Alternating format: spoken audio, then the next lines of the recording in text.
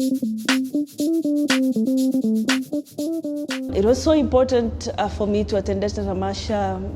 Basically for me, as now we are talking of the digital economy, and I've been in the digital space for some time, so I saw Data Tamasha as a platform for me to learn various things in respect to data, but also in respect to the digital ecosystem as a whole.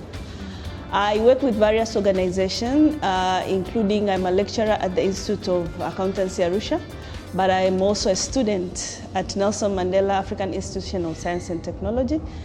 I also work with the Internet Society, but I also work in innovation space in various innovation organizations in Arusha.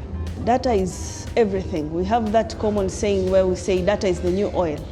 Now, Data Tamasha brings up various people from the ecosystem, from the government, from the private sector, and it is very unfortunate that in Tanzania, most of the content is not online.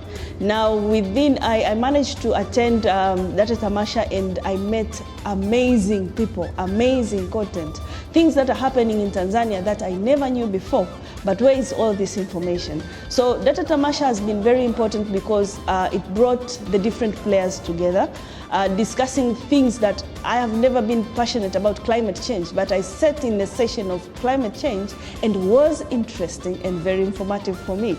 But the content that they got from Data Tamasha is amazing. It is not a content that I would have been able to provide in class, or it is not available in books. So at the end of the day, I know they might be watching this, but it will be part of their assessment, whether in the test or in the assignment. But I believe for them also following Data Tamasha online, it has really have a great contribution in their studies.